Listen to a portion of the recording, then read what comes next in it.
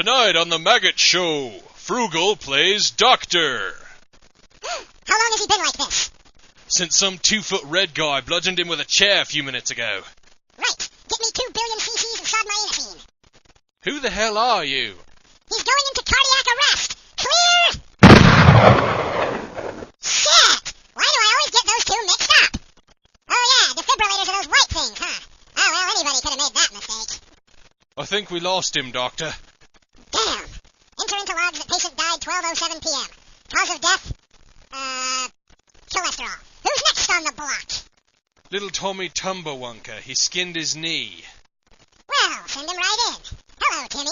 Why don't you show Dr. Frugal where you don't feel good? Never mind, I can tell right away you're gonna need a heart transplant. Nurse, get me a blowtorch and a cigarette. I like living dangerously. Hello, security. Bah, he's calling the fun police. Okay, Tommy, we're gonna have to cut this short. Just take whatever's in this syringe and make sure you sign the insurance forms on your way out. Freeze! We've had reports of a 2-foot imp posing as a doctor. Yes, thank God you're here. He's over there, by the phone. What?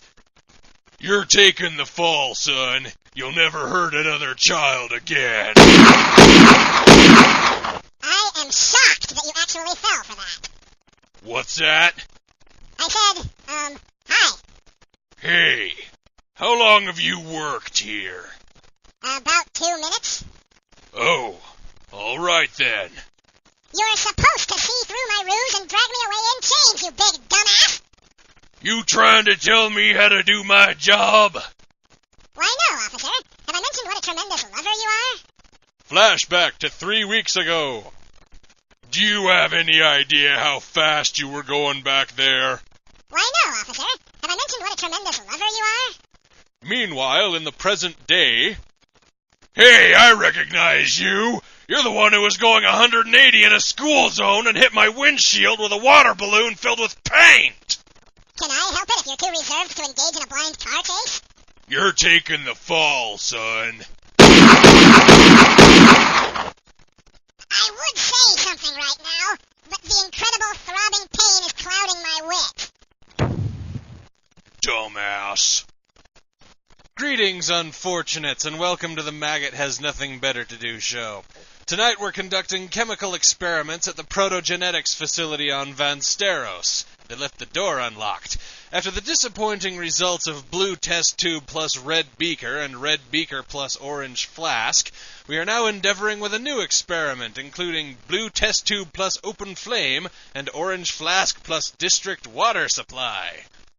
I wouldn't call all of our previous experiments failures. After all, white beaker plus red beaker yielded an interesting mint sort of flavor, and yellow test tube into unlabeled syringe was just a dream come true.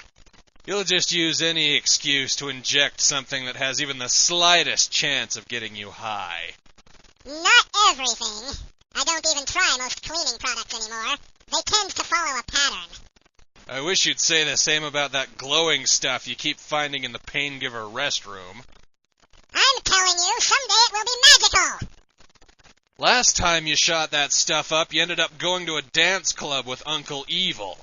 2 weeks later, he served us a maternity suit against you. Don't ask. I didn't plan to.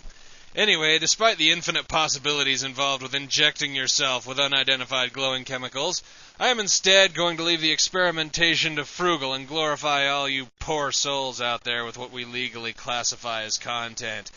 Today we're going to the Clagberzingi Press, containing a review on Diablo 2 by Blizzard Entertainment, authored and, shall we say, creatively illustrated by Zort Uberbrag.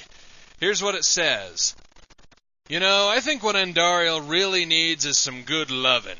To test this theory, I employed the talents of legendary hacker Jules Family XXX Mothbanger, who provided me with a number of new items with which to experiment. The new potion called Oil of Sensual Massage worked fairly well. What really got her riled up was the Silver Staff of Personal Intrusion. Once we got her on our side, we subsequently found out a lot more about Duriel.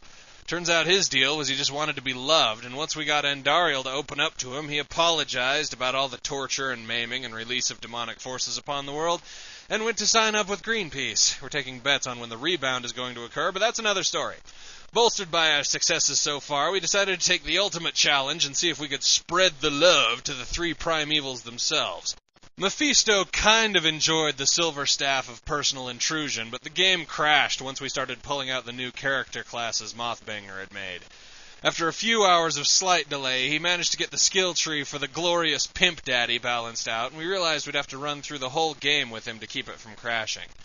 The Pimp Slap skill possessed by the Pimp Daddy, similar to the Zeal skill possessed by Paladins, was quite useful against lower-level monsters, but weakened as the game progressed. The Pimp Daddy also has a skill allowing him to loot corpses for gold, called the Bitch Better Have My Money skill, but where this character class really shines is with his undead hoes. The necromancers we played with were bawling about play balance right from the start.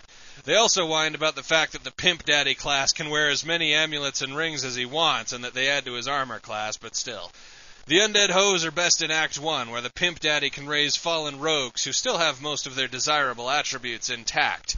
Because let's face it, no number of raised dark swarms from Act 3 can do the job of even one of them luscious rogue hoes, even if you have your hoe get dirty skill maxed out. After reaching Mephisto, we found that the Pimp Daddy is actually at a disadvantage against high-level bosses. Every time the Pimp Daddy takes a serious hit, all of his summoned hoes turn and start fighting for the enemy.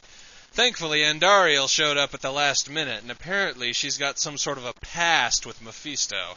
All we know is the second she came on screen, Mephisto got down on his knees, put on a leather collar, and said, "All hail, Mistress Andariel." We thought it best to just sort of quietly sneak out at that point. Other highlights of that game include when the Zakharum priests got stoned and put on a floor show, and when Diablo and Bale were caught in a malt shop sipping chocolate shakes and gazing into each other's eyes. Overall, the whole debacle was terrifying. The review concludes with the aforementioned illustrations, which would probably have Bill Roper going into the Clag-Brzezinski Press building with a shotgun. And what do you know, that fills up our time allotment. The show is over! Tune into the Maggot Show next week or be forced to explore the depths of your own rectum with a shovel.